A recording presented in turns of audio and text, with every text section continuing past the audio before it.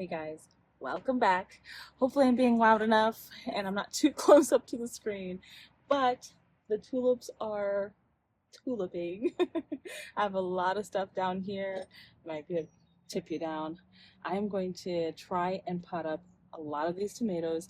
They have been sitting in these trays way too long, and we ended up getting a cold snap after our frost date, and it is still kind of a frost kind of thing going on. It's not like we're getting frost like really cold.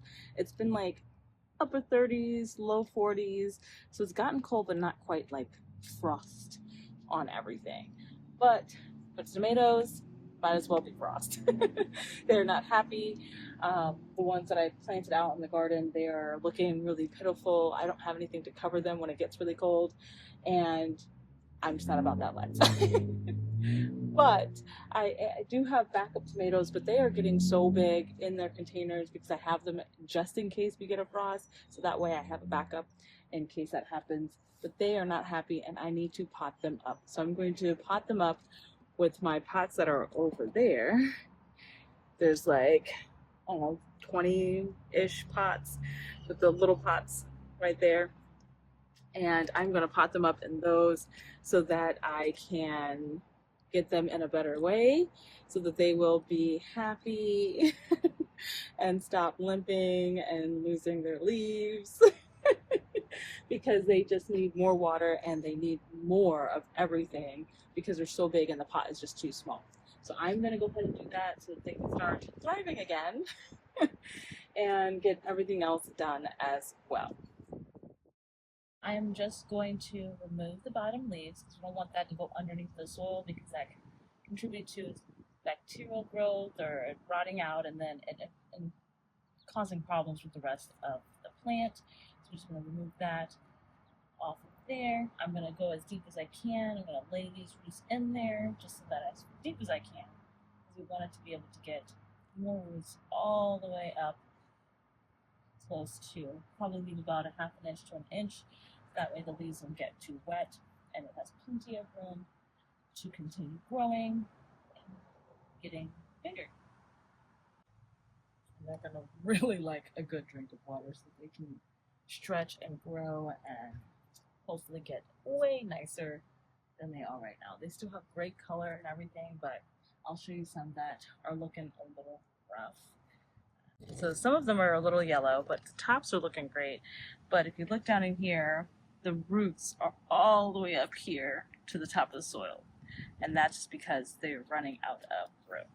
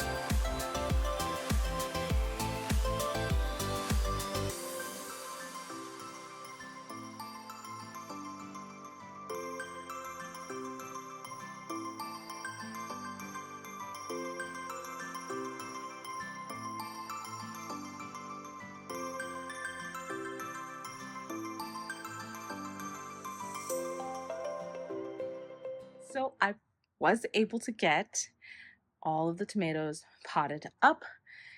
They are much happier. All of them bounced back for the most part. They're looking pretty nice and green. And here you can't really tell, but they're actually pretty green. It's weird because some of the tomatoes, they have like purple underneath the leaves. So it's just interesting that that happens in some of them. But they are green, not so much yellowing, except for maybe this one back there. I did remove some of the dead foliage that was just coming off on its own. But for the most part, they are doing really well. I'm thinking about letting them relax for a little bit and then possibly fertilizing them just to give them a little bit of a boost, but I don't want to stress them out too much by transplanting them and then giving them a bunch of fertilizer. It just seems like it would be a lot on their system, but just keeping them well hydrated like they need to be, not completely wet all the time, but just giving them a good drink every other day. And whew, I'm so glad that is done. But now my shelves are full because I only have 2 shelves. I have the bottom, well, the middle 2 shelves, and that's basically it. So I need to start getting these out. Unfortunately, it is going to get a little bit colder again, so I will have to hold off a little bit. But I'm hoping in the next few days I will have more space to get these out because the ones in the garden beds that are already put in a little too early are not doing the best. All right, I have finished potting up all of those. The rest of the plants that need to get potted up, they were over here. I do have a few more things that I need to put out. I don't know if I showed you, but let me show you these. These are the clematis that we purchased at Lowe's. One is called Hyde Hall clematis. It grows to about, I think it's at 12 feet, 8 to 12 feet. Yes, 8 to 12 feet high, 3 feet wide. And then we also got this one. We got these almost a week ago and I have still yet to put them in. The weather has been kind of crummy. This one is called Bernardine clematis. And it gets about the same height, a little bit wider, 8 to 12 by 3 to 4 feet wide. So I am looking forward to get that in here. I want to try and get it back here along this fence line so it can go up. My fence is not as tall. Like I am taller than my fence right here. So I'm hoping that eventually I can get this fence. Hopefully my neighbors will replace it. It's their fence and they'll be able to get it to be the correct height of 6 or 8 feet. And that would be really nice. And then it will grow up this fence and all of my sunflowers are coming up. I do have to be careful because on this fence line there is a lot of poison ivy and they have yet to take care of it properly. I can't kill it because it's on their side of the fence, but I do try and keep an eye on it to make sure it doesn't encroach over on us because the stems, roots, and the foliage can cause poison ivy. For instance, it is in this bed right here, so I will have to get gloves and dig it out. I am sweaty, I am hot, I need to go inside. I'm wearing long sleeves for some reason, mostly just to protect my skin when I'm out here for a little longer than I typically am. And I will see you guys in the next video. Bye guys.